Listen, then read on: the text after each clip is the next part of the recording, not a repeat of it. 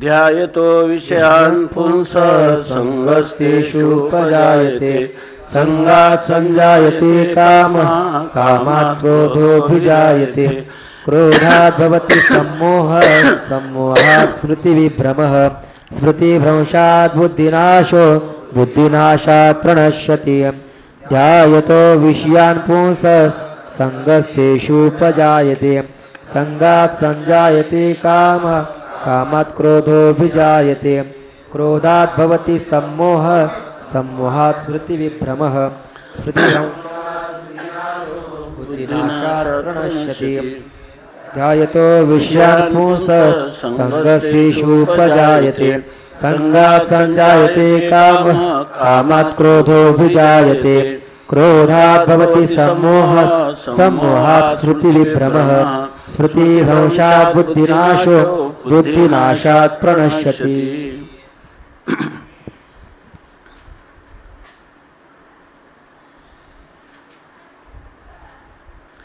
विषयान् ध्यायतः पुंसा तेषु संगः उपजायते संगात् कामः संजायते कामात् क्रोधः अभिजायते क्रोधात् भवति सम्मोहः सम्मोहात् स्मृतिविभ्रमः स्मृतिभ्रंशात् बुद्धिनाशः बुद्धिनाशात् प्रणश्यति।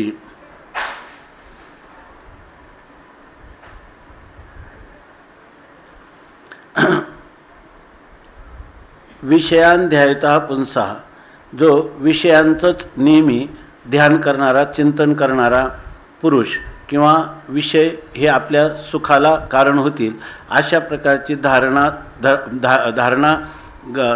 धारण केलेला जो पुरुष आहे त्याचा तेषु त्या विषयांच्या ठिकाणी संगाह उपजायते विषयाच्या विषयी त्याला संग आसक्ती किंवा प्रीती उत्पन्न होते संगात संजायत कामः संजायते आणि त्या विषयांच्या आसक्ती अंतःकरणात निर्माण झाल्यानंतर त्याच्या अंतःकरणवृत्तीत काम उत्पन्न होतो कामात क्रोधः अभिजायते आणि त्या कामापासून म्हणजे कामाच्या अपूर्ततेत क्रोध उत्पन्न होतो क्रोधात सम्मोहः भवति क्रोधामध्ये मोह म्हणजे अविवेक निर्माण होतो आणि सम्मोहात स्मृतिविभ्रमः आणि त्या अविवेकापासून त्याचा स्मृतिभ्रंश होतो स्मृतिभ्रंशात बुद्धिनाशः स्मृतिभ्रम झाला म्हणजे त्याचा बुद्धी नाश होतो आणि बुद्धी नाश झाला की प्रणश्यती त्याच्या ठिकाणी त्याचा सर्व नाश अर्थात पुरुषार्थाची अयोग्यता त्याच्या ठिकाणी प्राप्त होतो त्याचं जीवन अनर्थक किंवा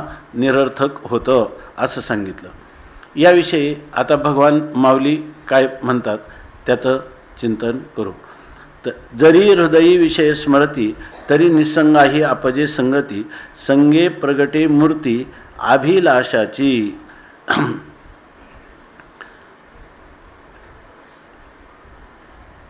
या श्लोकाच्या अवतरणादाखल माऊलींनी अगोदरच सांगितलं की जैसा का विषाचा लेशू घेतलिया होय बहुवसू मग निभ्रांत करी नाशू जीविताशी तैशी विषयाची शंका मनी वसती देखा घातू करी अशेखा विवेक जाता। जर मनुष्याने विषाचा लेश म्हणजे थोडंसंही विष आपण घेतलं तर जीविताशी निभ्रांत नाशू करी तर सगळ्या आपल्या आयुष्याचा निस्संदेहपणे ते नाश करतं। म्हणजे अगदी कोणी म्हणेल की विष थोडं आहे परंतु थोडं जरी विष आहे तरी ते मनुष्याच्या आयुष्याचा नाश त्याला मृत्यूला प्राप्त करून दिल्याशिवाय राहत नाही। ही दृष्टांत सांगितल्यानंतर माऊली सांगतात तैशी विषयाची शंका मनी वसती देखा घातू करी अशेखा विवेक जाता। तर असं आहे की जो मनुष्य ह्या विषयांची शंका म्हणजे विषयांचं थोडंसं चिंतन विषयांच्या विषयी थोडीशी महत्त्वबुद्धी जर त्याच्या अंतःकरणात निर्माण होईल किंवा विषयांची आकांक्षेचा एक स्पुंज जर त्याच्या अंतःकरणात निर्माण होईल तर त्याच्यापासून होणारा जे काही घात आहे तो घात कोणत्या स्वरूपाचा आहे तर म्हणतात मनी वसता देखा म्हणजे मनात एखादा विषयांच्या विषयीचा संकल्प निर्माण झाला की तोच सर्व अनर्थाला कारण होतो। मला वाटतं योगाशिष्टात श्लोक आहे का त्याच्यामध्ये लिहिले की संकल्प जानामि ते मूलम हे काम जानामि ते मूलम संकल्पात किल जायसे आतो न संकल्पयिष्यामि येन त्वम न भविष्यसी. तर त्यांनी सांगितलं हे काम विकाराशी संवाद करतात ते ऋषी, की ते सांगतात ते मूलम जानामी, मी तुझं काय मूळ आहे ते मला माहीत आहे. ते काय आहे की तुझं मूळ काय आहे, तुझा संकल्प एकदा निर्माण झाला का तो पुढच्या अनर्थाला कारण होतो. आणि हे मला माहीत असल्यामुळं काम जानामी ते मूलम संकल्पात किल जायसे, तू संकल्पापासून उत्पन्न होतो. त्यामुळं मला तुझं मूळ माहीत असल्यामुळं मुले कुठाराहा या न्यायाने ततो अहम न संकल्पयिष्यामी, मी संकल्पच करणार नाही.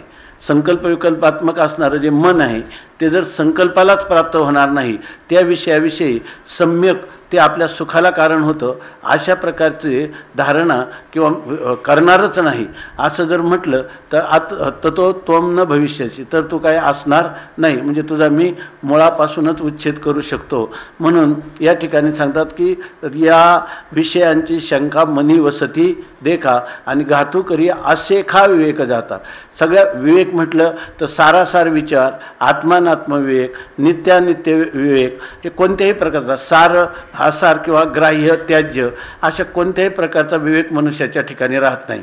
कारण आशेखा विवेक जाता, संपूर्ण प्रकारचे असणाऱ्या विवेकाचे जे स्वरूप आहेत तर त्या विवेकाला पूर्णपणे निराकृत करणारा, निस्तनाभूत करणारा अशा प्रकारचा हा विषयांचं चिंतन किंवा विषयांचा संकल्प आहे अशा माऊलींनी सांगितलं. आणि आता सांगतात की जरी हृदयी विषय स्मरती तरी निसंगाही अपजे संगती, संगे प्रगटे मूर्ती अभिलाषाची. पहिल्यांदा आपल्याला वास्तविक आहे, पूर्वी आपल्याला कधीतरी प्रत्यक्ष अनुभव आला आणि नंतर त्याला अनुकूल वातावरण आलं तर त्याच्याविषयीचा आपला पुन्हा त्याचं स्मरण आपल्याला होऊ शकतं. मग अशा वेळेला सांगितलं की जरी हृदयी विषय स्मरती, जर आपल्या हृदयामध्ये विषयांचं स्मरण झालं, स्मृती ही अनुभवपूर्विका असते. म्हणजे पूर्वी कधीतरी अनुभव घेतलेला असतो आणि त्या अनुभवाचे जे संस्कार आहे ते चित्तावर ठसलेले असतात. आणि मग अशा वेळेला कधी त्या पूर्वीच्या स्मृतीपासूनही पुढची स्मृतीची वृत्ती निर्माण होऊ शकते किंवा त्याला अनुकूल अशा प्रकारचं वातावरण निर्माण दिसलं तरी पुन्हा त्या पदार्थाचं दुसऱ्यांचं पाहिलं, काल तुम्ही काय सांगितलं सादृश्य दिसलं तरी स्मृती होऊ शकते. दुसरं त्या पदार्थाचं चिंतन केलं तरी स्मृती होऊ शकते. आणि तिसरं संबंध, त्या संबंधी पदार्थ दिसला तरी त्याच्या संबंधाने आपल्याला स्मरण होऊ शकतं. पण हे कसं म्हणजे विषयाचं स्मरण अशा रीतीनं कसंही जरी केलं, जरी हृदयी विषय स्मरती, विषयाचं स्मरण त्याच्या सादृश्याने आपल्याला जरी झालं, संबंधाने जरी झालं किंवा चिंतनाने झालं, कशाही रीतीनं विषय एकदा स्मरणात आले की निसंगाही अपजे संगती.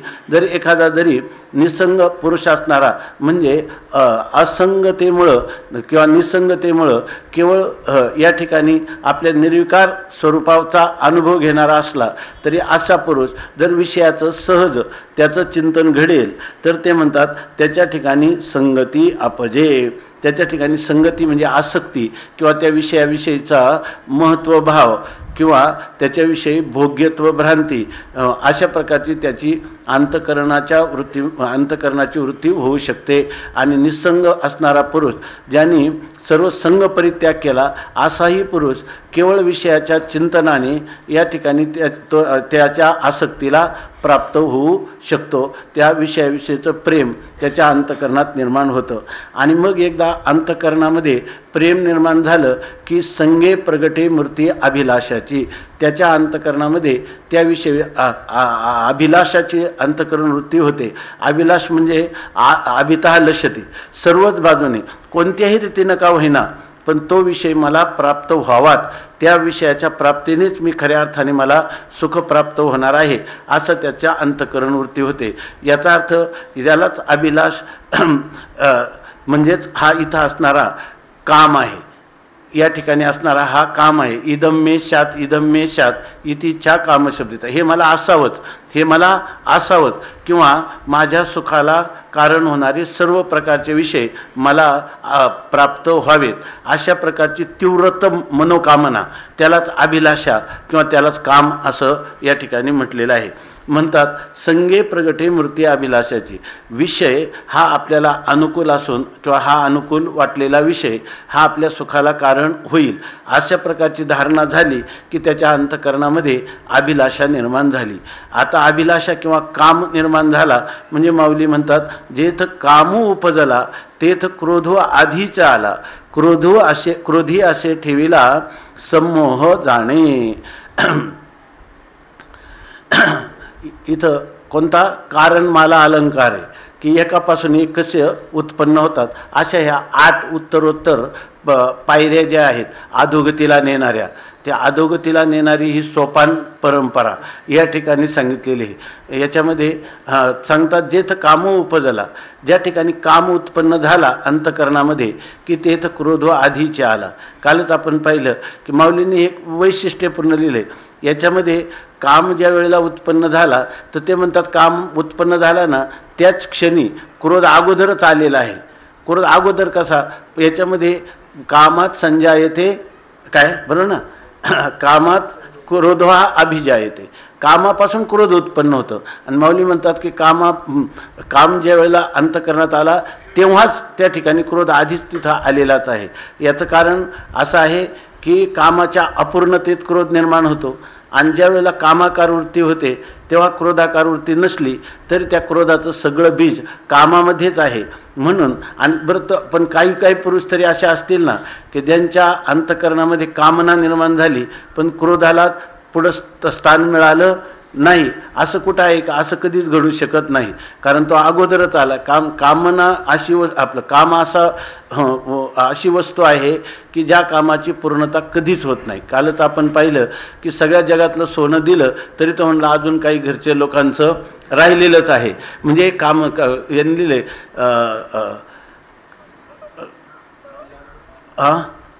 न जातो काम हा कामानाम उपभोगेन शाम्यते हविषा कृष्णवर्तमेव भूय एवा विभिवर्धते. या ठिकाणी काम असं आहे की कदर इंधने निमाला अग्निकोठे, विषय सेवनी कोण तृप्त झाला, इंधने निमाला अग्निकोठे. विषयांचा भोग घेऊन कोण मनुष्य तृप्तीला प्राप्त झालेला आहे? आत्तापर्यंत कोणीही तृप्त झालेला नाही. याचा अर्थ काम हा नेहमी अपूर्णच राहणार आणि कामाच्या अपूर्णतेत अर्थात क्रोध निर्माण होणार. हा अकाट्य सिद्धांत आहे. म्हणून माऊलींनी सांगितले तेथ क्रोधो आधीच आला. जिथं काम उत्पन्न झाला त्या ठिकाणी क्रोध अगोदरच आलेला आहे. क्रोधाची अपूर्णता झाली की त्या ठिकाणी आपलं कामाची अपूर्णता झाली का क्रोध हा उत्पन्न होणारच. याचं कारण काय आहे तर केवळ हृदयी विषय स्मरती, हृदयात विषयाचं नुसतं स्मरण झालं तर त्याच वेळेला त्याच्या अधपतनाला सुरुवात होते. त्या जमदग्नीची पत्नी रेणुका माता ती किती साध्वी पतिव्रता, किती दररोज नर्मदेवरून त्यांच्या पूजेसाठी नर्मदेला जाऊन त्या वाळूचा घट करून आणायची आणि त्याची पूजा ते करायची. ती एक दिवस फक्त त्या ठिकाणी तिची साध्वीता म्हणजे इंद्रिय विषयांचा संबंध या दृष्टीनं तिची कधी बाधित झाली नाही. परंतु तिनं फक्त गंधर्वांचा चाललेली जलक्रीडा नर्मदेमध्ये पाहिली आणि तिचे संस्कार तिच्या अंतःकरणामध्ये फक्त त्याचं चिंतन सुरू झालं आणि ते चिंतन त्यानंतर गंधर्व राज निघून गेले.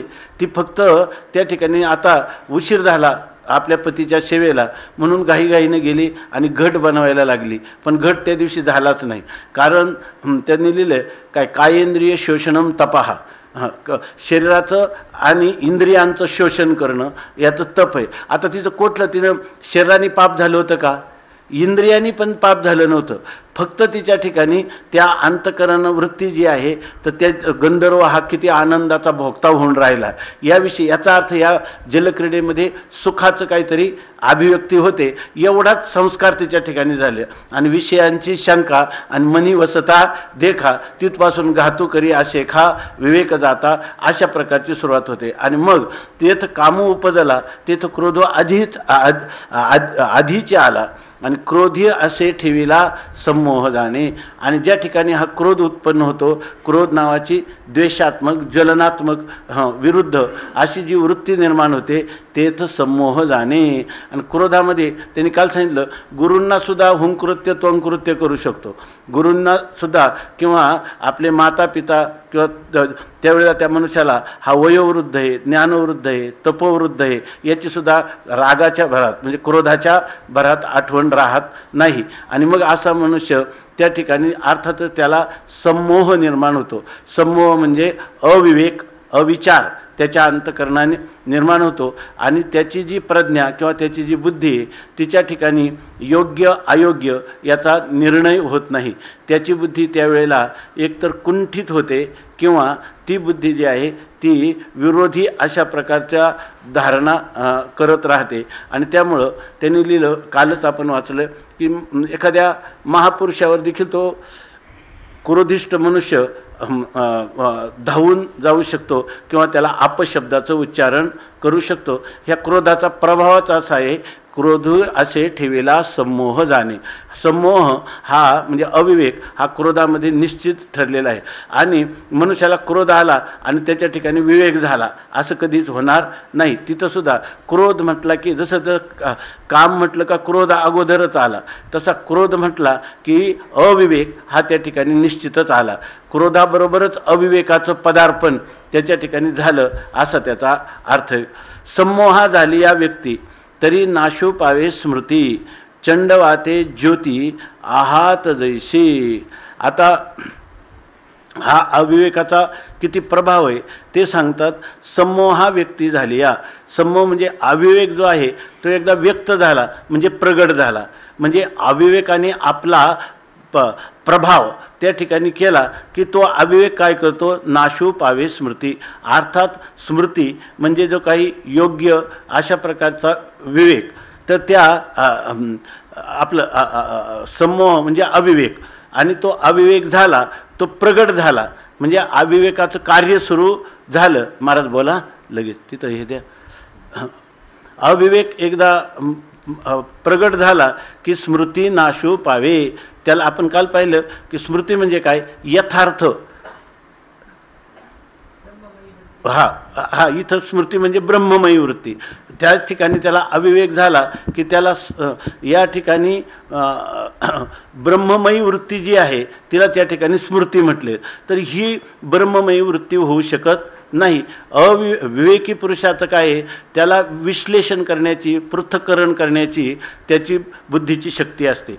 ती शक्ती इथं पूर्णपणे नाहीशी होते. कारण का, विवेकामध्ये काय आहे, विचिर पृथक्करण आहे. आत्मा तो आत्मयाच्या ठाई आणि देखिजे देहीचा धर्म देही ऐसे देखणे ते पाहि अनाहती. आत्मा काय आणि अनात्मा काय हा विचार करण्यासाठी त्याची योग्यता संपून जाते. त्यामुळे त्याची स्मृती नष्ट होते. म्हणजे त्याची ब्रह्ममयी वृत्ती जी आहे की मी अहम ब्रह्मास्मी, मी ब्रह्मरूप आहे, मी असंग आहे, मी निर्विकार आहे, मी देशकाळ वस्तू परिच्छेद रहित अशा प्रकारचं ब्रह्मस्वरूप माझा आहे. अशा प्रकारची जी वृत्ती आहे, देशकाळ वस्तू भेद मावळला, आत्मा निर्वाळला विश्वाकारे, ही त्याची वृत्ती कधीही राहत नाही. त्याचं कारण काय आहे, तर अगोदर हा अविवेक आला की त्याच्यामध्ये आत्मा आणि अनात्मा यांचं जे परस्पर ऐक्य झालेलं आहे किंवा तादात्म्य भ्रांती झालेली आहे, ग्रंथी झालेला आहे, त्या ग्रंथीचा तो भेद करू शकत नाही.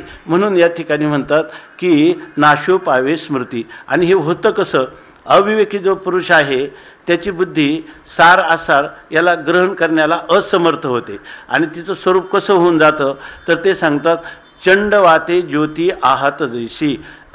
एखादा अविवेक म्हणजे हा एखाद्या प्रचंड वादळाप्रमाणे आहे, चक्रीवादळाप्रमाणे. आणि त्याच्यामध्ये ही ब्रह्ममयी वृत्तीची ज्योती म्हणजे एक छोटासा स्पुंज जर असला तर तो काय होतं, आहात जैशी, तो जसा विझून जातो, नाहीसा होतो त्याप्रमाणे. याच्यात नाथ महाराजांनी ह्या उद्धव गीतामध्ये फार याचं स्पष्टीकरण केलं. चक्रीवाद म्हणजे जोराचा प्रचंड वारा आला आणि त्यातली ज्योती विझून जाते. याचं कारण काय आहे की ते अदृढ अपरोक्ष ज्ञानापर्यंत फार तर असतं.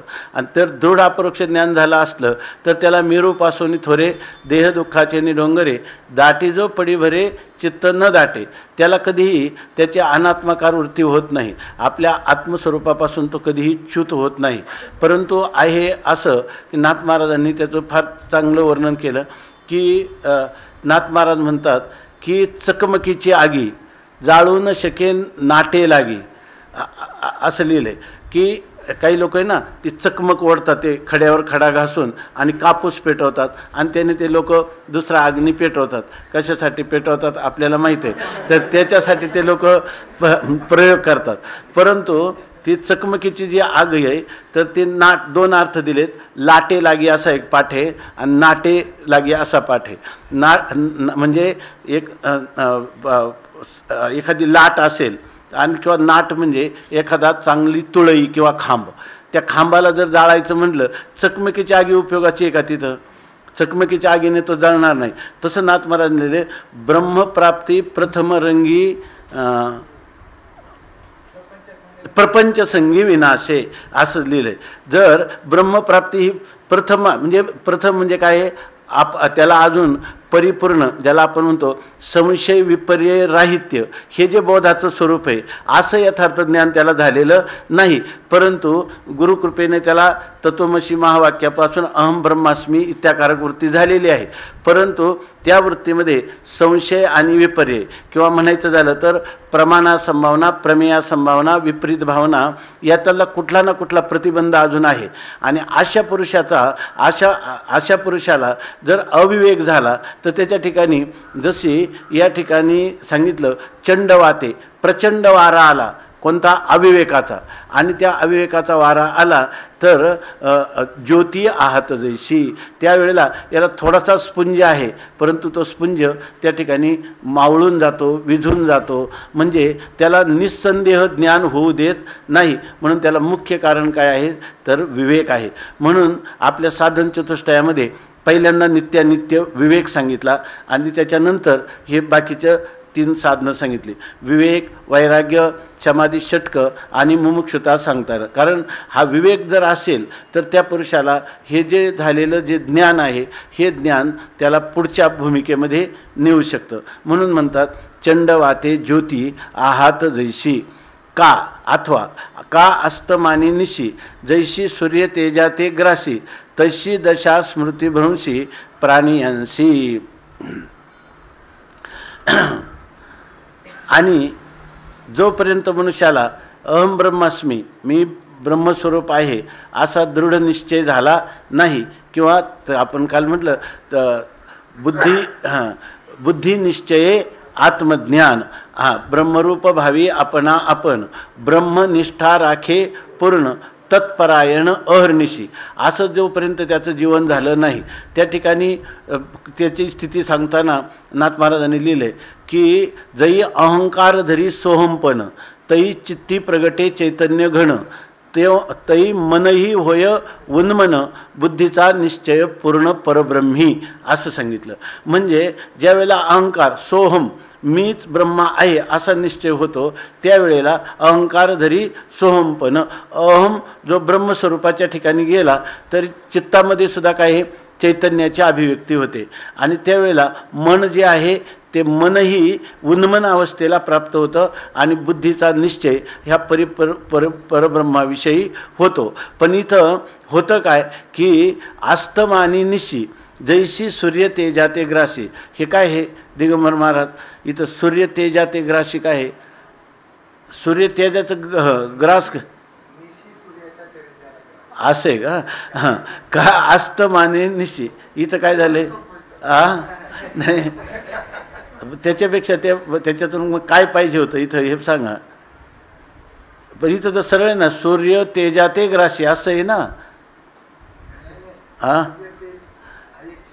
असं पाहिजे. मग म्हणा ना इथं काहीतरी दोष झाला म्हणून, किंवा कसाही असला तरी बहुतेक ज्ञानेश्वरीत असाच आहे, पण अर्थ घेताना हाच घ्यावा लागेल ना. सूर्य तेजा ते ग्रासी म्हणजे सूर्याच्या तेजाला काय करतो? तो ग्रस्त करतो किंवा अभिभूत करतो, असाच अर्थ घ्यावा लागेल. तर सांगतात की तैशी अस्तमानी निशी, अस्तमानी म्हणजे सूर्याचा अस्त झाल्यानंतर, निशी म्हणजे जेव्हा रात्र प्राप्त होते तेव्हा सूर्य तेजा ते ग्रासी, सूर्याचा तेज दिवसा असणारं त्याला ती रात्र काय करते, आभिभूत करून टाकते. त्या ठिकाणी सूर्य जणू काही असून नसल्यासारखा होतो. तैशी दशा स्मृतिभ्रंशी प्राणियांशी. ती स्थिती मनुष्य एकदा त्यांनी सांगितलं, गंगा जी भगवान शंकराच्या जटेतून खाली आली की तिचं किती खाली पडत असताना तिचे किती प्रवाह होतात, किती प्रवाह होतात. हिमालयातून जेव्हा जटेतून खाली येते तेव्हा ती किती प्रवाह तिचे होऊन जातात.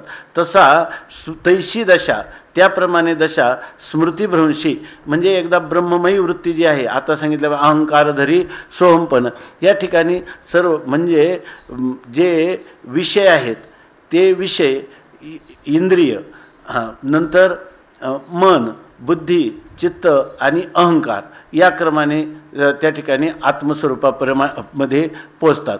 तर त्याच्याऐवजी जर इंद्रिय आणि विषय त्यांनी ना विषयाने काय इंद्रियानी परान्याहो इंद्रियेभ्य परम मनः मनसस्तु परा बुद्धीर यो बुद्धे परतस्तु सहा. परमात्म्याकडे जाण्याचा प्रवास ज्या वेळेला स्मृतिभ्रंश होतो म्हणजे बुद्धी जी आहे ती बुद्धी काय आत्मस्वरूपाकडे जाणारी बुद्धी, तिचा प्रवास असा होता की विषयांचं इंद्रियांनी अनुसरण करू नये. इंद्रियांनी मनाचं अनुसरण करायचं आणि मनाने बुद्धीचं अनुसरण करायचं आणि बुद्धीनं चित्ताचं अनुसरण करायचं, चित्ताने अहंकाराचं अनुसरण करायचं आणि आत्म्याने आपलं अहंकाराने आत्मस्वरूपाचं अनुसरण करायचं. परंतु ही बुद्धी जी आहे ह्या बुद्धीनं निश्चय काय केला की मनाचं संकल्पविकल्पात्मक मनाचं अनुसरण करणं, मनाने इंद्रियांचं आणि इंद्रियांनी विषयांचं. अशा प्रकारे जर आपल्या अहंकार जो आहे तो सोहम म्हणण्याच्या ऐवजी ज्या वेळेला तो अहंकार हा चित्तामध्ये विषयांचं चिंतन करू लागेल, बुद्धी विषयांचा निश्चय करील, मन विषयाचा संकल्प करील, इंद्रिय विषयांच्या ठिकाणी स्थूल विषयांच्या ठिकाणी प्रवृत्त होईल तर त्याची अधोगतीच होणार. आणि तेच जर चित्त ज्या वेळेला आत्मस्वरूपाच्या ठिकाणी लीन होईल म्हणजे चित्त म्हणजे संपूर्ण अंतःकरण चतुष्टय जे आहे ते ह्या क्रमाने जर जाईल तर त्याला कधीही विषय आकर्षित करून घेणार नाहीत. परंतु इथं झालं काय की तैशी दशा स्मृतिभ्रंशी प्राणियाशी, प्राण्याचा स्मृतिभ्रंश झाला म्हणजे अहम ब्रह्मास्मी ही जी वृत्ती आहे, वृत्ती जी आहे तो अहम त्या ठिकाणी आत्मस्वरूपावरून निघाला आणि तो जर तो अहम चित्ताचं चिंतन बरोबर ना, मनाचा संकल्प विकल्प, बुद्धीचा निश्चय हे सगळं विषयांच्या दिशेने चाललं तर प्राणिया तैशी दशा, त्या प्राण्याला तशा प्रकारची स्थिती प्राप्त होईल की जसं सूर्य एवढा स्वयंप्रकाश सूर्य, भौतिक सूर्य, पण तो रात्री काय करते त्याचा ग्रास करून टाकते, तो जणू काय असून नसल्यासारखा अशा प्रकारची त्याची स्थिती होते. तसा हा जीव स्वतः ब्रह्मरूप असताना देखील जर त्यांनी आपली अंतःकरण वृत्ती ब्रह्मस्वरूपाच्या ठिकाणी स्थापित केली नाही तर त्याची स्थिती अशा प्रकारे होते. चंडवाते ज्योती आहात जैशी अशी त्याची स्थिती होते किंवा अस्तमानी निशी जैशी सूर्य तेजाते ग्रासी. त्यांनी वारा जेव्हा दिवा घालवतो किंवा रात्र जेव्हा येते तेव्हा सूर्य एक प्रकाशमान असतो एवढं सुद्धा कळत नाही, किंवा इथं दिवा होता आणि तो विझला असं सुद्धा होत नाही. म्हणजे इतकी घनीभूत अज्ञानामध्ये ती वृत्ती त्या ठिकाणी लीन होते किंवा वृत्ती जे घनीभूत अज्ञान कार्य किंवा बीजभूत अज्ञान यांच्यातच वावरते. त्या अज्ञान आणि अज्ञान कार्याच्या अतीत असणारं त्याचं जे अधिष्ठान, त्या अधिष्ठानाचं तिला पूर्णपणे विस्मृती होते अशा प्रकारची स्थिती. मग अज्ञानांध केवळ तेने आपलं विजय सकळ तेथ बुद्धी होय व्याकुळ हृदया माझी. हे एक बघा. मग त्यावेळेला असा जो पुरुष आहे स्मृतिभ्रंश झालेला म्हणजे एकदा ब्रह्मस्वरूपापासून त्याची वृत्ती खाली आली म्हणजे तिचा कसा कसा अधोगती किंवा अधपात होत जातो. तर मग अज्ञानांध केवळ तर जणू काही अज्ञानाने अंध झालेला तो पुरुष म्हणजे इतका अज्ञानाने अंध झाला की माझ्या ठिकाणी अज्ञान आहे हे सुद्धा, कारण अज्ञान पहिल्यांदा जर कळलं आपल्याला तर त्या अज्ञानाच्या निवृत्तीचा प्रयत्न होईल, पण मी अज्ञानी आहे असं सुद्धा त्याला वाटत नाही. कालच आपण चिंतन केलं की त्यांनी सांगितलं बर्फाचा वरून स्तर आलेला आहे, पण बर्फाच्या खाली काटे आहेत, दगड आहेत, हे सुद्धा कळत नाही. त्यामुळं पुढं जाऊन काही आपल्याला याच्यापासून सावधान राहिलं पाहिजे, म्हणून पायामध्ये काही विशेष प्रकारची पादत्राणं घातली पाहिजे असं सुद्धा त्याला वाटत नाही. पण जसं जसा पुढं जातो तर जसं जसं बर्फ वितळत जातं त्यावेळेला ते दगड गोटे काटे हे दिसायला लागतात. तसं ज्या मनुष्याला मी अज्ञानात आहे आणि अज्ञान माझ्या दुःखाला कारण होईल, अज्ञान निवर्ते आहे असाही विचार त्याच्या ठिकाणी राहत नाही. कसा हा विषया म्हणजे जो कामापर्यंत आपलं पहिल्यांदा विषयाच्या चिंतनापासून कामाला प्राप्त झालेला, कामापासून क्रोधाला प्राप्त झालेला, क्रोधापासून अविवेकाला प्राप्त झालेला, त्याच्यापासून स्मृतिभ्रंशाला प्राप्त झालेला पुरुष, त्याची ही अशा प्रकारची अवस्था होते. तो घनीभूत अज्ञानात असतो. अज्ञानाचं देखील त्याला ज्ञान नाही, तर अज्ञान निवृत्त व्हावं अशा प्रकारची आकांक्षा त्याच्या अंतःकरणात उत्पन्न होण्याची शक्यताच नाही, अशी त्याची स्थिती होते. तैशी दशा स्मृतिभ्रंशी प्राणियांशी. मग अज्ञानांध केवळ तेने आपलं विजे सकळ. आणि मग तो केवळ अज्ञानाने अंध झालेला असा पुरुष तेने सकळ आपलं विजे, त्याच्यामुळे तो सगळाच बुडून जातो. म्हणजे कशामध्ये? त्या अज्ञानरूपी अंधकारामध्ये तो किंवा अज्ञानरूपी अंधकार त्या पुरुषाच्या व्यक्तिमत्वाला पूर्णपणे ग्रस्त करतो आणि बुडवून टाकतो. आणि अशा वेळेला तिथं तेथ एवढी हे कोवी पहा, तेथ बुद्धी होय व्याकुळ हृदया माझी. याचा काय अर्थ घ्यायचा? त्यावेळेला त्याची जी बुद्धी आहे, जी या बुद्धीच्या ठिकाणी कोणत्याही पदार्थाचं ग्राह्य त्याज्य सार असार विवेक करणारी जी बुद्धी आहे ती हृदया माझी व्याकुळ होय. असं कसं म्हटलं? हृदया माझी. अज्ञानांध केवळ अज्ञानरूपी अंधकारामध्ये त्या अंधकारामध्ये ते सकळ तेने आपलं विजय सकळ, त्याच्यामध्ये सर्वच्या सर्वच बुडून जातं. सर्व बुडून जातं म्हणजे काय? विवेक शक्ती त्याची सर्व कोणती गोष्ट ग्रहण करायची, कशाचा त्याग करायचा, किंवा सत्य काय, मिथ्या काय, नित्य काय, अनित्य काय, ही सगळीच विवेक शक्ती जी आहे ती त्याच्यामध्ये बुडून जाते. पण आता ही विवेक शक्ती बुडून गेल्यानंतर ह्या इथं जे म्हटलंय तेथ बुद्धी होय व्याकुळ हृदया माझी. इथं हृदय शब्दाने काय घ्यायचं? त्याची जी बुद्धी आहे,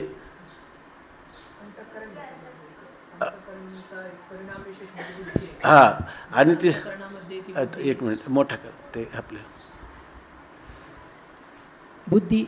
बुद्धीनाभ एक अंतःकरणाचा परिणाम म्हणजे बुद्धी होय. आणि ती बुद्धी अंतःकरणामध्ये अशी होते का असावीस होते, म्हणजे तिला काही विवेक करण्याची क्षमता तिच्यामध्ये राहत नाही.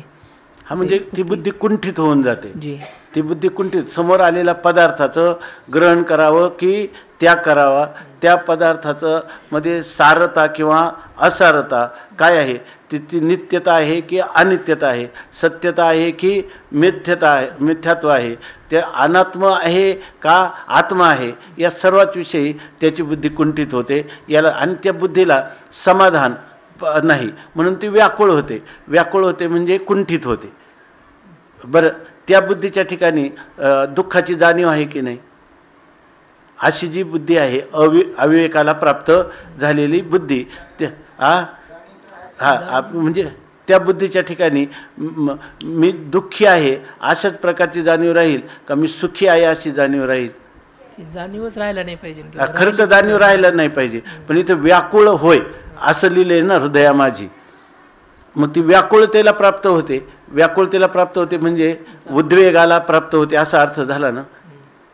तिच्या ठिकाणी उद्वेग प्राप्त होतो. म्हणजे जरी अशी बुद्धी असली तरी त्या बुद्धीच्या ठिकाणी जसं अज्ञानाता मध्ये बुडालेली बुद्धी म्हणजे कोणती? जेव्हा अंतःकरणवृत्ती कारण अज्ञानात लीन होते त्यावेळेला त्या बुद्धीच्या ठिकाणी आता अज्ञान आहे ही तरी जाणीव आहे का? ज्ञान पण नाही, ती सुखाकार पण नाही आणि दुःखाकार, म्हणजे शंका माझी की त्या ठिकाणी सुखाकार दुःखाकार आहे का? ज्ञानाकार आहे का? अज्ञानाकार तरी आहे का? का घनीभूत अज्ञानच आहे? घनीभूत अज्ञान आहे. आणि इथं माऊलीने असं लिहिलंय की तेथ बुद्धी होय व्याकुळ हृदया माझी असं लिहिलंय. ती व्याकुळ होते म्हणजे कासावीस होते, विकळ होते, घाबरी होते, असा अर्थ दिला आहे शब्दकोशामध्ये. हा म्हणजे बुद्धी कोणत्या तरी आकाराची राहते. तर या बुद्धीमध्ये एक प्रकारचा उद्वेगाचा, दुःखाचा आकार व्हायला काय हरकत नाही, आहे की नाही. कारण ही जी बुद्धी आहे इथं जरी घनीभूत अज्ञान आपण म्हणतो, तसं सुषुप्तीमध्ये कारणामध्ये बुद्धी लीन होते, तशी ही कारणामध्ये लीन झालेली बुद्धी नाही. ही कार्यकारी बुद्धी आहे, परंतु अधिष्ठानापासून च्युत झालेली आहे. अधिष्ठानापासून च्युत झालेली आणि ही बुद्धी कार्यामध्ये त्या ठिकाणी आसक्त झालेली बुद्धी आहे. विषयाचं चिंतन करते आणि विषयाची शंका आणि जिथं होईल तर तिथं निश्चितच त्या पुरुषाला दुःख झाल्याशिवाय राहणार नाही. जिथं जिथं विषय आहे त्या ठिकाणी दुःख निश्चितच आहे. त्यामुळे ती या ठिकाणी हृदयामाजी म्हणजे जर सगळं अंतःकरण वृत्ती घेतली तर हृदयामाजी म्हणजे अहंकार नंतर चित्त आणि मन हे सगळेच्या सगळे व्याकुळच राहतील. त्याला दुःखच त्या ठिकाणी प्राप्त होईल, आहे की नाही. अहंकार जो आहे तो मी सुखी दुःखी असाच होईल म्हणजे तर ते जेणेकरून त्याला दुःख होईल अशाच प्रकारचे संकल्प विकल्प करतात. कारण ही अनात्माकार झालेली वृत्ती आहे, विषयाकार झालेली वृत्ती आहे. आणि बुद्धीचा जो निश्चय आहे तो निश्चय वस्तुनिष्ठ झालेला नाही. त्यामुळे चित्तसुद्धा चिंतन कशाचं करील, अनात्म पदार्थाचंच करील. आणि जिथं जिथं अनात्म पदार्थाचं चिंतन आहे, अनात्म पदार्थविषयक निश्चय आहे, अनात्म पदार्थाच्या ठिकाणी तादात्म्य भ्रांती झालेली आहे, तिथं दुःखच मिळणार, तिथं सुख मिळणारच नाही. त्यामुळं हृदयामाजी याच्यामध्ये जर राहिलेल्या 3 अंतःकरणवृत्ती, बरोबर ना, मन, अहंकार आणि चित्त, ह्या जर घेतल्या तर हे सर्वच्या सर्व दुःखग्रस्त आहे. म्हणून म्हणतात, असं म्हटलं चालेल ना, बुद्धी होय व्याकुळ. व्याकुळ म्हणते म्हणजे त्या बुद्धीला काहीतरी आकार आलेला आहे हृदयामध्ये. म्हणजे ते बुद्धी आपल्या कारणामध्ये लीन झाली, अधिष्ठानामध्ये तर नाहीच, अधिष्ठानापासून सुटलेली, पण कारणामध्येही लीन झालेली नाही, ती कार्यामध्ये लीन झाली. आणि ते कार्यसुद्धा कोणतं आहे, ते कार्य शास्त्रविहित अशी सुद्धा ती बुद्धी नाही, ती स्वैरबुद्धी आहे. आणि त्यामुळं त्याला दुःखच पावलोपावली मिळणार, दुसरं काय मिळणार आहे. म्हणून बुद्धी होय व्याकुळ हृदया माझी. आता तिची स्थिती वर्णन करतात. जैशी जात्यंधा पळण, हां सांगितलं ना महाराजांनी, हृदय म्हणजे अंतःकरण आणि अंतःकरणाच्या सर्व वृत्ती. तर त्यापैकी बुद्धिवृत्ती हृदयामध्ये होते. म्हणजे ही बुद्धिवृत्ती अहंकाराला, मनाला आणि चित्ताला सर्वांनाच दुःखाकार करते किंवा दुःखाची प्राप्ती करून देऊन व्याकुळ करते. असं हां पण त्या दुःखातून आपण कसं सुटावं हे तिला कळत नाही, हे तिला कळत नाही. कळण्याचा उपाय पण कळत नाही. जी हा, कळण्याचा उपाय पण कळत नाही. कारण त्या बुद्धीने तो सोडलेला आहे. तो उपायापासून ती परान्मुख झालेली वृत्ती आहे. ती उत्तरोत्तर काय होते, अधोगतीलाच प्राप्त होते. आणि त्या अधोगतीमध्ये दुःखाचीच अभिव्यक्ती होत राहते. म्हणून ती हृदयामध्ये व्याकुळ होते. अंतःकरणामध्ये म्हणायचं ना. हा अंतःकरण. हृदय म्हणजे हे हृदय नाही. त्यांनी लिहिलंय नाखानंद स्वामींनी, हृदयायम इति हृदयम, म्हणजे हा परमात्मा खरा हृदयामध्ये आहे, म्हणजे अंतःकरण वृत्तीमध्ये, म्हणजे अंतःकरण वृत्तीचा अधिष्ठान आहे. म्हणून त्याला हृदयायम, परमात्मा जो आहे तो हृदयामध्ये आहे, म्हणजे अंतःकरण वृत्तीमध्ये आहे. म्हणजे अंतःकरण वृत्तीमध्ये आहे म्हणजे अंतःकरण वृत्तीच्या आत बाहेर अधिष्ठान रूपाने आहे. असं तर हृदय शब्दाचा अर्थ परमात्मा होईल. मग हृदयायम तोच अर्थ केला ना, तोच अर्थ केला ना. म्हणून हृदयायम शब्दाने परमात्मा असाच अर्थ होतो. हृदय म्हणजे आपल्या छातीमध्ये असणारा मांसाचा गोळा, रक्तभिसरण करणारा, असा त्याचा अर्थ होत नाही. तर परमात्मा, पण परमात्म्याचं स्थान कुठे आहे अभिव्यक्तीचं? हृदय आहे. हृदय म्हणजे हे हृदय नाही, अंतःकरण वृत्ती, अंतःकरण. तेव्हा त्या अंतःकरणाचाच परिणाम कायम दुःख रूपाने होत राहतो. म्हणून बुद्धी होय व्याकुळ हृदयामाजी, दुःखाकार होणारा परिणाम. किंवा तिच्यामध्ये एकाग्रता पण नाही. त्या बुद्धीमध्ये समाधान, काय त्याला म्हणतात, सम्यक आधीयते अस्मिन, तिथं सुद्धा समाधी शब्दाचा अर्थ जसा अंतःकरण एक केला आहे तसा परमात्मा असा पण अर्थ केला आहे. परमात्मा असा पण अर्थ केला. तसाच या ठिकाणी हृदयम शब्दाचा अर्थ आहे परमात्माच. फक्त इथं हृदयम का म्हणतात, परमात्मा अभिव्यक्त कुठे होतो, परमात्म्याच्या अभिव्यक्तीचं स्थान कोणतं, इथं हृदयच आहे. ते हृदय म्हणजे अंतःकरणच आहे. म्हणून अंतःकरणाला हृदय असं म्हणतात. तेथ बुद्धी होय व्याकुळ हृदया माझी, जैसे जातीशी जात्यंधा पळणी पावे, मग ते काकुळती सैरा धावे, तैसे बुद्धीशी होती भवे धनुर्धरा.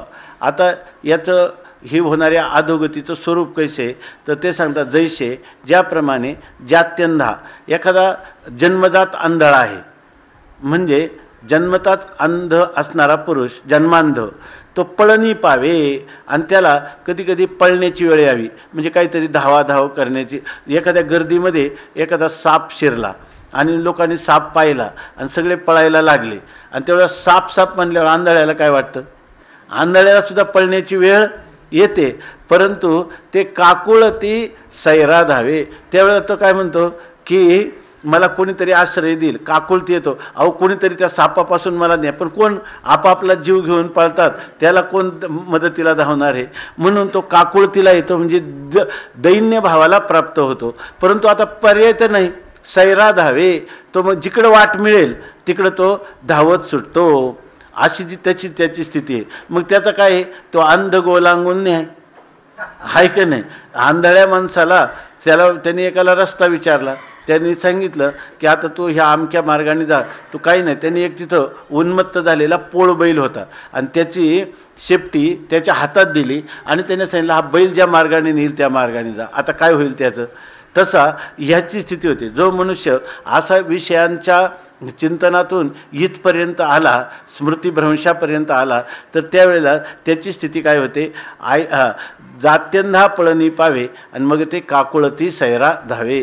याचा अर्थ विषयात कुठंतरी सुख त्यांनी लिहिलं की विषयाच्या मागं धावणं म्हणजे काय आहे की मृगजळाने तहान शांत करण्याचा प्रयत्न करणं. समान सत्तेत साधक बाधक व्यवहार होतो, मृगजळाने तहान व्यावहारिक कधीच भागत नाही.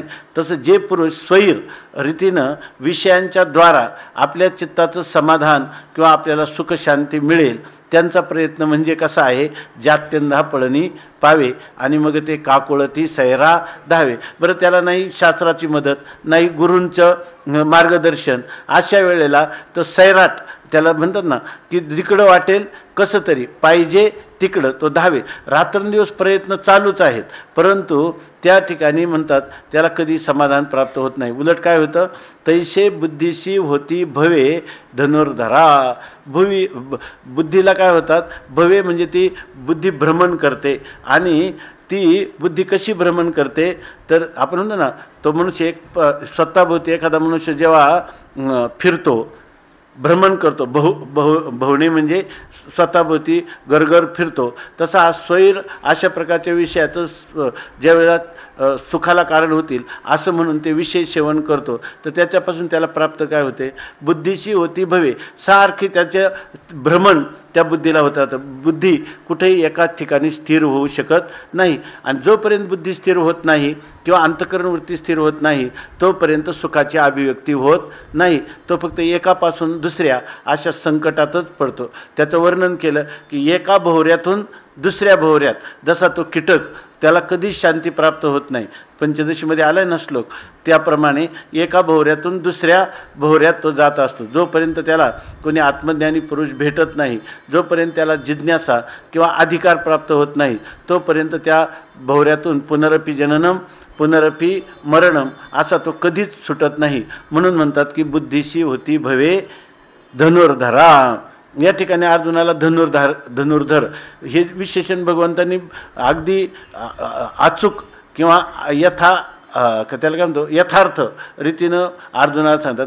धनुष्य त्याला दोरी जोडली, बाण लावला, धनुष्याचा टणत्कार करून लक्ष्याच्या दिशेनं तुला जायचं आहे. तुझ्या बुद्धीला अशा प्रकारचं भ्रमण होता कामा नये. तू धनुर्धारी आहेस, तू धनुर्धर आहेस, म्हणून सांगतात तू अर्जुन आहे, तू सरळ मनाचा आहे, तसा तू धनुर्धारी पण आहे. उपनिषदामध्ये लिहिले ना त्याचं तल्लक्ष, त्या ओंकाराचं चिंतन सांगताना त्यांनी त्याचं लक्ष्य काय आहे त्या लक्ष्याच्या दृष्टीनं गेलं पाहिजे. ते लक्ष्य कुठे आहे, तर त्या ठिकाणी अहंकार आता सांगितलेला जो पुढच्या श्लोकात राग देश वियुक्त असतो त्याच्यामध्ये हा विचार सांगितलेला आहे की विषय जे इंद्रियामध्ये येतात, इंद्रियातून मनामध्ये जातात, मनातून बुद्धीमध्ये जातात, बुद्धीतून चित्तामध्ये जातात, चित्तातून शेवटी शेवटी त्याच्या ठिकाणी आत्मस्वरूपाच्या ठिकाणी ते पोचतात. म्हणजे आत्म्यापर्यंत तिथं ज्याला आपण तादात्म्याध्यास त्याच्या ठिकाणी होतो किंवा ग्रंथी होतो असं म्हटलेलं आहे की त्या काय करतात, त्या विषयाचा संबंध तिथपर्यंत पोचवतात.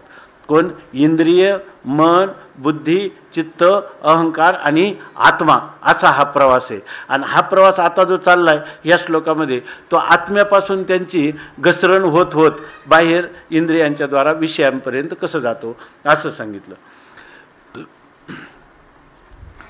ऐसा स्मृतिभ्रंशु घडे मग सर्वथा बुद्धी अवघडे तेथ समूळ हे उपडे ज्ञान जात. ऐसा स्मृतिभ्रंश घडे, अशा प्रकाराने त्याचा जेव्हा स्मृतिभ्रंश होतो. स्मृतिभ्रंश म्हणजे काय? मी ब्रह्म आहे, बरोबर ना, ह्या वृत्तीपासून जेव्हा तो च्युत होतो त्यावेळेला सर्वथा बुद्धी अवघडे. मग त्याची जी बुद्धी असे ती अवघडे म्हणजे घोटाळ्यात पडते. घोटाळ्यात पडते म्हणजे काय? तिला कोणताही निर्णय होत नाही. निश्चयात्मिका तत्र बुद्धी, पण तिला कोणत्याच प्रकारचा निश्चय होत नाही अशी होते. म्हणजे तिला नेमकं ह्या सुखप्राप्तीसाठी किंवा सुखापासून मूलभूत सुखापासून च्युत झालेली बुद्धी कुठेही स्थिर होत नाही. ती अवघडे म्हणजे आणखी घोटाळ्यात पडते. म्हणजे आणखी त्याला मी अकर्ता आहे या बोधापासून बाजूला गेलेलं त्याचं कर्तृत्व त्याच्या ठिकाणी वाटतं. कधी त्याला मी भोगता आहे असंही वाटतं, कधी मी सुखी दुःखी असंही वाटतं, मी जन्ममरण धर्मवान आहे असंही वाटतं. सगळ्याच ठिकाणी त्याच्या बुद्धीला एकच कोणता आकार येईल असं सांगता येत नाही. बरं, ते आलेले जे आकार आहे ते यथार्थ असतील असंही नाही. असतील म्हणजे नसतातच. सगळे जे आहे ते आत्मस्वरूपापासून बाजूला गेल्यावर त्याचा किती प्रकाराने त्याचा सन्निपात होईल. त्यांनी सांगितलं की जो निरोगी आत्मस्वरूपात, मला वाटतं नाथ महाराजांनीच एक मंगलाचरणामध्ये रूपक केले की ज्यावेळेला तो निरोगी अवस्थेत असतो ना तेव्हा त्याची वात पित्त कफाची साम्य दशा असते. परंतु ज्यावेळेला त्याला सन्निपात जोर होतो त्याच्यामध्ये त्याला केवळ वातजही नाही, केवळ पित्तजही नाही किंवा केवळ कफजही नाही, तो जे बरळतो ते सन्निपात ज्वारामध्ये प्रलाप हे महत्त्वाचं लक्षण सांगितलं. तसं हा काही पण बरळतो. मी पुरुष, मी स्त्री, म्हणजे देहाचं जे आहे त्याला पण म्हणू शकतो. देहाच्या जन्ममरणाला माझं जन्ममरण म्हणू शकतो. तिथंच तो थांबत नाही. तर कधी स्थूल शरीराचं, कधी सूक्ष्म शरीराचं, कधी कारण शरीराचं, पार महाकारण शरीराचं तादात्म्यपर्यंत त्याचा हे अनर्गळ अशा प्रकारचा प्रलाप चालूच आहे. म्हणून त्याची बुद्धी सर्व ठिकाणी अवघडलेली आहे, घोटाळ्यात पडलेली आहे, कोणत्याही त्याचा निश्चय न झालेली अशा प्रकारची. आता ते म्हणा घोटाळ्यात पडते पण त्याचा निश्चयात्मक भ्रम आहे, मी देह आहे, मी करता भोगता आहे. तर ही जी बुद्धी आहे तुम्हाला जरी वाटत असेल हा भ्रमातला निश्चय आहे पण तो घोटाळ्यातच पडलेल्या बुद्धीचा आहे. म्हणजे ज्या बुद्धीला सत्याचं यथार्थ अवगम झाला नाही अशीच ही बुद्धी आहे ना. त्यामुळे ती बुद्धी कायम एकदा आत्मस्वरूपापासून च्युत झालेली बुद्धी कायम अवघडल्यासारखीच आहे, कायम घोटाळ्यातच पडल्यासारखी आहे. तिला कोणत्याही गुंतागुंत तिला उलगडलेली नाही की ज्याच्यामध्ये आत्म्याच्या ठिकाणी आहे आणि देहाच्या ठिकाणी आहे. त्याच्या ठिकाणी तिला स्थूल देह पण मी वाटतो, कधी सूक्ष्म देह पण, म्हणजे सुखदुःख झाले ते माझे आहेत वाटतं, कधी जन्ममरण माझे आहे असं वाटतं, कधी मी अज्ञानी असं वाटतं, कधी मी ज्ञानी आहे असं वाटतं. म्हणजे ज्ञानी आहे असं जरी वाटत असेल तर ही अहम ब्रह्मास्मी अशात पण तिला काय म्हणतात, ती पण भ्रमातलीच बुद्धी. हे कोण सांगतात? तुकाराम महाराज सांगतात. तुका म्हणे अहम ब्रह्म आड एव निधी भ्रम. ते या ठिकाणी तिला सुद्धा ती काय आहे, जर त्या वृत्तीलाच धरून तो त्या ठिकाणी राहिला आणि वृत्ती विवर्जित झाला नाही किंवा अहम ब्रह्मास्मी वृत्तीमधील जो अहम अंश आहे तो अहम अंश जोपर्यंत बाधित झाला नाही तोपर्यंत काय आहे, तो भ्रमातच सापडलेला आहे. म्हणून या ठिकाणी हा कोणत्या ना कोणत्या काही नसलं तर सोहम अहम सहा अहम असे जर त्या ठिकाणी तो सारखी आवृत्ती करीत असेल, मी बोलतो का बघा, आवृत्ती करत असेल आणि त्याला जर वास्तव मानित असेल, तीच जर आपली ब्रह्मरूपता आहे, वृत्त्यात्मक ज्ञान, वृत्ती ज्ञानालाच परमात्म्याचं यथार्थ ज्ञान समजत असेल तर त्याची बुद्धी अजूनही घोटाळ्यातच आहे. म्हणून हा उलटा प्रवास करतानाही जोपर्यंत हे, कारण तुकाराम महाराज म्हणतात निश्चय झाल्यानंतर काय व्हायला पाहिजे, हाची निश्चय माझा परिमी निश्चयाहुनी दुजा, सरते कर्तृत्व माझ्याने परिमी त्याहुनी असे भिन्न, असं त्या स्वपर विरोधीने असणाऱ्या वृत्तीने अज्ञानाचा नाश, अज्ञान कार्याचा बाध करून आपल्याला निवर्त्य काही राहिलंच नाही. म्हणून ती जर निवृत्त झाली असेल तरच ही स्वरूप स्थिती आहे. आणि इथं ज्याची बुद्धी स्थिर झालेली आहे तोच फक्त या ठिकाणी त्याचीच बुद्धी यथार्थ आहे किंवा यथार्थ पदार्थाला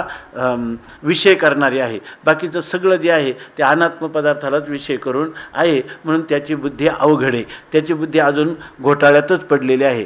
आता हे पहा एक बरं का, ते तर समूळ हे उपडे ज्ञान जातं, ते त्याच्या ठिकाणी म्हणतात समूळ ज्ञान जातं उपडे, म्हणजे मुळापासून जेवढा काही ज्ञानसमूह आहे ती सगळीच ज्ञान त्याच्यापासून काय आहे उपडे, म्हणजे सगळीच्या सगळीच नाहीशी झालेली आहेत, सगळीच ज्ञानाला तो मुकलेला आहे, अंतरलेला आहे. आता इथं समूळ ज्ञान जात ज्ञानसमूह ना, तर मग समूळ ज्ञानसमूहाने काय घ्यायचं, हा समूळ, पण मुळासह, मुळासह म्हणजे काय,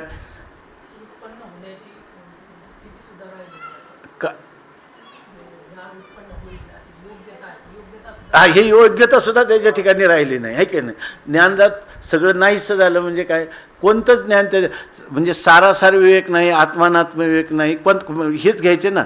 याच्या ठिकाणी कोणत्याच प्रकारचा विवेक करावा अशी योग्यता सुद्धा त्याच्या ठिकाणी राहिली नाही, की ज्याच्यामधून त्याला काहीतरी ज्ञान उत्पन्न होईल. ते हे तर म्हणतात. बरं त्याचं व्यावहारिक जे असा जो पुरुष आहे त्याला व्यावहारिक ज्ञान जे आहे, शास्त्राने समजा कर्मकांड, उपासना याचं तरी ज्ञान होण्याची योग्यता आहे का त्याच्या ठिकाणी, का ही सुद्धा, त्यामुळं सगळंच ज्ञान नाही त्याला, कर्माचं नाही, उपासनेचं नाही, तत्त्वज्ञान तर नाहीच नाही, अशा प्रकारची स्थिती. म्हणून अशा पुरुषाचं इहलोकात तरी त्याला सुख आहे का, त्याच्या काही इहलोकातले सुखाविषयी बुद्धीशी होती भवे धनुर्धरा, अशी त्याची स्थिती आहे की नाही. जयाचे ऐक्य धड नाही, त्याचे तयाचे पारत्र्य पुसशी काही. म्हणून समूळ हे उपडे ज्ञान जात. हां, चैतन्याच्या भ्रंशी शरीरा दशा जैशी तैसे पुरुषा बुद्धिनाशी होय देखे.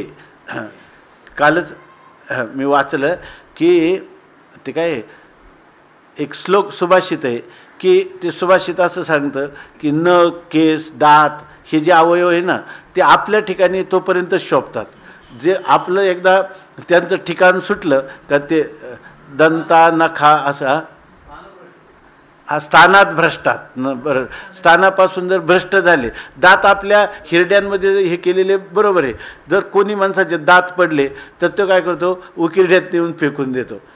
कधी दात पडलेला दात, केस आहे, काय काय लोक म्हणतात याचे केस किती तुळतुळीत आहे, लांबट आहे, त्या केसांसाठी लोक 500-500 रुपये त्या कटिंग सलूनमध्ये खर्च करतात त्याला आकार देण्यासाठी, आहे की नाही. आणि जेव्हा कटिंग केलेले जे केस आहेत काटलेले किंवा हजामत केल्यावर कोणी ते ठेवतं का घरामध्ये, आहे की नाही. जर न्हाव्यांची दुकानं असतील ना त्या रस्त्यावर पूर्वी असायची, तर त्या रस्त्याने जाऊ नका म्हणतात, का तिथं केसाचा ढीक पडलेला असतो म्हणतात. म्हणजे याचा अर्थ त्याच्यापासून एकदा च्यूत झालं का त्यांची स्थिती ती आहे. नख म्हणतात, नख याची किती तुळतुळीत आहे त्या याच्यामध्ये, आणि काढलेलं नख म्हणतात घरात नको काढतो का, बाहेर जाऊन काढा, म्हणजे त्याचा स्थिती काहीच नाही. तसं मनुष्य आत्मस्वरूपापासून च्यूत झाला एकदा का त्याच्या अशा प्रकारची स्थिती होते. म्हणून म्हणतात चैतन्याच्या भ्रंशी शरीरात दशादशी. आता ते बाकीचं तर जाऊ द्या, हे जे शरीर आहे त्याचं माणूस किती अंजन भंजन करतो, त्या शरीराचं किती कोडकौतुक करतो, आणि ते शरीर मरण पावल्यानंतर कोणी म्हणतं का ठेवा, अगदी कोणीसुद्धा म्हणत नाही. उलट काय म्हणतात, लवकरात लवकर विल्हेवाट कशी लागेल. कारण का, चैतन्याच्या भ्रंशी त्याच्यातून असणार ते चैतन्य गेलं म्हणजे चैतन्याचं नुसतं प्रतिबिंब गेलं ना, चैतन्याचं नुसतं प्रतिबिंब गेलं तर त्याची ही अशा प्रकारची दशा झाली शरीराची. चैतन्याच्या भ्रंशी शरीरा दशा जशी, शरीराची जशी स्थिती होते की या ठिकाणी चिदाभास या शरीरातून निघून गेला की शरीराची जशी स्थिती होते, याच्यामध्ये जे काही सूक्ष्म शरीराचा निवास जोपर्यंत किंवा चैतन्याला ग्रहण करणारा चिदाभास जोपर्यंत वास्तव्य करतो तोपर्यंत या शरीराचं भरपूर काही महत्त्व आहे. परंतु ते एकदा गेलं, बरोबर ना, चिदाभासासहित असणारं सूक्ष्म शरीर त्याला सोडून गेलं की जशी दशा शरीरात जशी दशा त्या शरीराला ज्याप्रमाणे स्थिती प्राप्त होते तशी स्थिती आहे. तैशी पुरुषा बुद्धीनाशी होय देखे. तसं एकदा बुद्धीचा नाश झाला. इथं बुद्धीचा नाश झाला म्हणजे काय? बुद्धीचा अर्थ तसाच केला होता ना. बुद्धीची कार्यक्षमता नष्ट झाली. बुद्धी कोणताही विवेक करण्याला समर्थ राहिली नाही. ब्रह्मस्वरूपापासून च्युत झालेली जी बुद्धी आहे त्या बुद्धीची अशा प्रकारची स्थिती होते. तैशी पुरुषा म्हणजे पुरुष म्हणजे जो जीवात्मा, त्या जीवात्म्या बरोबर ना, तो जीवात्मा आहे त्याला एकदा बुद्धीचा नाश झाला की त्याची तशा प्रकारची स्थिती प्राप्त होते. म्हणजे काय? पुरुषार्थ अयोग्यता. काल पाहिलं ना आपण, त्याला पुरुषार्थ अयोग्यता प्राप्त होते. पुरुषार्थाची अयोग्यता प्राप्त झाल्यावर कारण काय आहे? ज्ञानम ही तेषाम अधिको विशेषः ज्ञानेन हिनः पशुभिः समाना.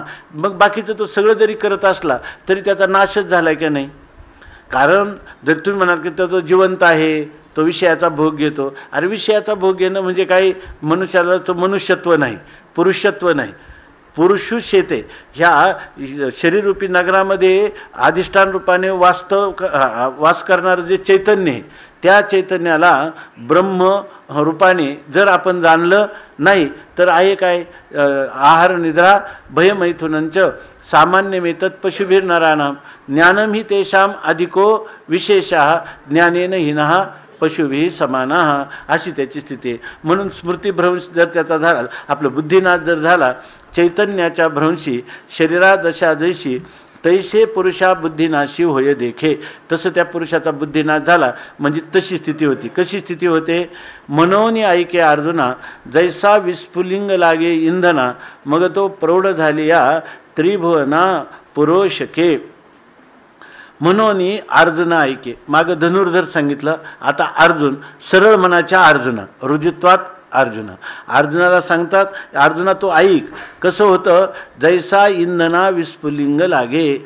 जसं इंधन म्हणजे सरपण काष्ट आणि त्याला विस्फुलिंग म्हणजे थोडीशी ठिणगी लागली तर ठिणगी लागल्यानंतर त्या सरपणाला तो प्रौढ झाल्या. अगोदर ठिणगी लागली, थोडंसं त्या ठिकाणी अग्नी आपल्याला दिसतो, पण हळूहळू तोच अग्नी काय करतो? वाढायला लागतो. आणि तो प्रौढ झाली म्हणजे तो अत्यंत वृद्धिंगत झाला तर तो काय करतो? त्रिभुवना पुरोशके. त्रिभुवनाला पुरोशके म्हणजे सगळ्या त्रिभुवनाला जाळण्याला तो पुरेसा होऊ शकतो, एवढी त्याच्यामध्ये ताकद आहे. हे सगळं काय? हा उपक्रम आणि उपसंहार आहे. हृदयी विषय स्मरती तरी निसंगा ही आपजे संगती. हे आणि ते काय सांगतात? तैसे विषयाचे ध्यान आणि जरी विपाये वाहे मन तरी येसने हे पतन गिवसीत पावे. बरोबर ना? हे उपक्रम उपसंहार ह्या दोघांचा ऐक्य आहे. सगळ्या एवढ्या चिंतनाचं सार एवढे का माणसाने विषयाचं चिंतन करू नये. त्यांनी तर जर सगळं मनोविज्ञानावर हे गीतेचं तत्त्वज्ञान जर आपण चिंतन करायला लागलो तर याच्यामध्ये सर्वात मनोविज्ञान जे आहे इतकं स्पष्ट रीतीने आलेले जगातलं कोणतंही सायकॉलॉजी किंवा मनोविज्ञानशास्त्र एवढं परिपूर्ण नाही. त्यांनी तर आज सकाळी मी वाचलं दुपारी की मनोविज्ञानाचं चिंतन जे आहे ना, तर उपनिषदाचंही काही भाष्य किंवा वार्तिक म्हणून गीतेमध्ये आले त्यांनी असलेले. की उपनिषदात जरी आला असेल तर उक्त स्वरूपात असेल, कधी अनुक्त स्वरूपात असेल, कधी दुरुक्त स्वरूपात असेल, पण गीतेत त्याचं स्पष्टीकरण आलं. त्याच्यापैकी हा मनोविज्ञानाचा स्पष्टीकरण करणारा विशेष संदर्भ जर कोणता असेल तर तो आहे हा स्थितप्रज्ञ दर्शन. हे जे काही 18 श्लोक आहेत याच्यामध्ये जितकं विचार करीत जाईल माणूस तितकं त्याला अध्यात्मातला उपयुक्त असं मनोविज्ञान ते त्याला जास्त त्याच्यामध्ये सापडेल. मनोनी ऐके अर्जुना जैसा विस्फुलिंग लागे इंधना मग तो प्रौढ झालिया त्रिभुवना पुरेशके. आणि तो जर प्रौढ झाला म्हणजे तोच अग्नी जर वाढला वृद्धिंगत झाला तर सगळ्या त्रिभुवनाला जाळू शकतो. तैसे हा जरा दृष्टांत. तसं तैसे विषयाचे ध्यान जरी विपाये वाहे मन तरी येसने हे पतन गिवसीत पावे. तैसे त्याप्रमाणे विषयांचे ध्यान विषयांचं चिंतन जरी विपाये वाहे मन. याच्यातून अर्थ काय सांगितला की विषयांचं ध्यान करायचंच नसतं, ज्ञानी पुरुष करीतच नसतो, करीतच बरोबर आहे का, करीतच नसतो. पण विपाय याचा अर्थ कदाचित जर करील, म्हणजे लीलेने कौतुकाने सुद्धा विषयाचं ध्यान करू नये, आणि होतच नसतं. खरा ज्ञानवान पुरुष जो आहे तर तो काय आहे की तो आपल्या आत्मस्वरूपामध्येच त्याची वृत्ती जेणेकरून लीन होईल अशाच प्रकारचा करीत असतो. तो बाधितानुवृत्ती आहे. कारण हे जे जीवनमुक्त आहे, आपण परवा पाहिलं की या ठिकाणी मागचे झालेले श्लोक हे सुरुवातच यांची कुठपासून स्थितप्रज्ञ हस्त तो त्यांनी स्थितप्रज्ञस्य का भाषा समाधिस्तस्य केशव, समाधिस्तस्य स्थितप्रज्ञस्य का भाषा म्हणजे लक्षण असं सांगितलं. आणि ज्या अर्थी पुढं भगवान म्हणतात, आपला अर्जुन म्हणतो की काय स्थितधी किम प्रभाषेत किम आसीत व्रजेत किम, म्हणून व्यवहार करणारा जीवनमुक्त या ठिकाणी सांगितला. पण व्यवहार करणारा जीवनमुक्त हा एक तर जीवनमुक्तीच्या विलक्षण सुखासाठी त्याला चालेल का विषयाचं चिंतन? लोकसंग्रह करायचा असेल तर चालेल का त्याला प्रतिबंध मनोनाश वासनाक्षयाचं करायचं असेल तर त्याला विषयाचं चिंतन चालेल का? याचा अर्थ विषयाचं चिंतन करायचंच नसतं. कधी करायचं नसतं, कधीच करायचं नसतं. आणि ज्ञानवान पुरुष केलं तरी चालेल का? जर तुम्ही लागले म्हणा रागो लिंगम अबोधस्य असं म्हटलं आणि तर तुम्ही म्हणता काय रागादया संतु काम न तेषाम भावा अपराध्यते असं म्हणून, हे फक्त हिशेब गणिताचं सांगण्यासाठी नाही. वस्तुस्थितीनं जेव्हा त्याला ही अनुभूती घ्यायची त्यावेळेला तेषाम भावा अपराध्यते. काय हा असे म्हणता येईल त्याच्या, म्हणजे तो पण ती अर्थवादानेच केलेली. मग ती स्तुतीसुद्धा काय आहे? अर्थवादाने. तर त्यांनी सांगितलं की तो त्याच्या ठिकाणी असला तरी प्रारब्ध कर्माचा भोग, आपण म्हणतो ना होणार ते त्रिशुद्धी न चुके आणि बुद्धीही होणारा सारिखी ठाके, अशा रीतीनं जर असला तर तुम्हाला त्या ठिकाणी त्याचं सगळं तुम्हाला दिसेल ना.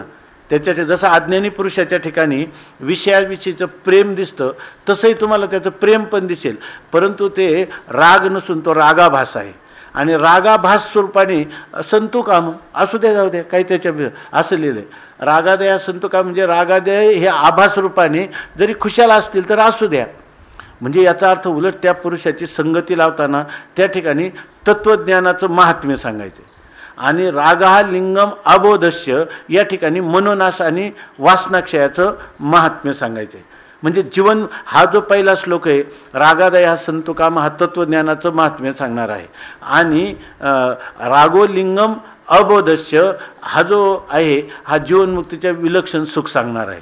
असं त्याचा विभाग जाणला तर मग काही नाही. आम्ही परवा चिंतन केलं होतं. हा आपलं चिंतन हे चाललं होतं की ह्याचा जर संदर्भ पाहिला स्थितप्रज्ञाचा तर याची सुरुवात सत्वापत्तीपासून होते. याच्यामध्ये श्रवण मनन निधिध्यासन ह्या साधनांचं वर्णन नाही सांगितलं. का त्याच्याविषयी बोलायचं होतं ते अगोदरच म्हणले आश्चर्यवत चैनम, काय आश्चर्यवत पश्यती कश्चिदेनम आश्चर्यवत वदती तथैव चान्यः आश्चर्यवत चैनमन्य शृणोती श्रुत्वापेनम वेदन चैव कश्चित. पण ह्या पुरुषाचं जे अर्जुनानं प्रश्न केला आणि जाणतात तो सत्वापती असंसक्ती पदार्थाभाविनी आणि तुर्यगा अवस्थेत असणारा जीवनमुक्त आहे. प्रजाहाती यदा कामान पासून, बरोबर ना, प्रजाहाती यदा कामान इथपासून सुरुवात झाली तर, किंवा त्यांनी सांगितलं जो कुर्मंगाने व सर्वशा काय तर यदा संवरते चायम हा सत्वापत्तीमध्ये असं सांगितलं. म्हणजे पुढचा त्याच्या आधीचा श्लोक आहे तो असंसक्तीमध्ये आणि त्याच्या आधीचा जो श्लोक आहे तो पदार्थ आपलं तुर्यगा अवस्थेचं वर्णन करणार आहे असं हे चाललेलं आहे. म्हणून इथं विपाये शब्द वापर. विपाय म्हणजे कदाचित, म्हणजे कोणी लिलेने कौतुकाने जरी विषयाचं स्मरण केलं तर त्याला तशी एक ओवी ना काय तरी हाती तर आहेत. प्राप्तेही पुरुषे इंद्रिये लाळलेली कौतुके अक्रमीला जाणं दुःखे संसारिक. दुसरं तर त्याला संगे प्रगट हा इथंच गेला ना. आता जरी हृदयी विषय स्मरती तरी निसंगाही अपजे संगती. इथं असं सांगितलं का निसंगाही अपजे संगती आणि संगे प्रगटे मूर्ती अभिलाषाची. त्याला एकदा सहज जरी तो त्या चिंतन करायला लागला विषयाचं, म्हणजे विषयाची संगती किंवा विषयाचं चिंतन इतकं घातकर आहे. त्यासाठी जर सिद्ध पुरुषाच्यासाठी सांगितलं निसंगाही अपजे संगती तर अर्थात जिज्ञासू किंवा मुमुक्षूसाठी कैमुत्तिक न्यायाने त्याने तर कधीच विषयाचं चिंतन करता कामा नये. हे सहजच आलं त्या ठिकाणी. तैसे विषयांचे ध्यान जरी विपाये वाहे मन तरी ऐसने हे पतन गिवसित पावे. तर एवढं पतन त्याचं, एवढं पतन म्हणजे कुठपर्यंत? प्रणश्यती म्हणजे पुरुषार्थ अयोग्यता आहे की नाही. त्याला कोणता पुरुषार्थ मिळतो? धर्म नाही, अर्थ नाही, काम नाही आणि मोक्ष या सगळ्या पुरुषार्थाला तो मुक्तो. एवढं पतन. तो नरकाला जातो एवढं पतन. इहलोकातलं सुद्धा त्याला सुख प्राप्त होत नाही एवढं पतन त्याचं होतं. येसने हे पतन गिवसित पावे. हे पतन आहे ना, तो त्याला पतनाकडे जावं लागत नाही, पतन त्याला शोधायला येतं. म्हणजे त्याचं पतन नक्कीच ठरलेलं आहे असं त्याचा अर्थ. म्हणून म्हणतात अशी त्याची स्थिती होते. रागद्वेष वियुक्तैस्तु विषयान इंद्रियैश्चरन् आत्मवश्यैर्विधेयात्मा प्रसादमभिगच्छति. रागद्वेष वियुक्तैस्तु विषयान इंद्रियैश्चरन् आत्मवश्यैर्विधेयात्मा प्रसादमधिगच्छति. रागद्वेष वियुक्तैस्तु विषयान वश्यैर्विधेयात्मा प्रसादमधिगच्छति. पुंडलीकवरदा हरिविठ्ठल श्री ज्ञानदेव तुकाराम ज्ञानेश्वर महाराज की जय.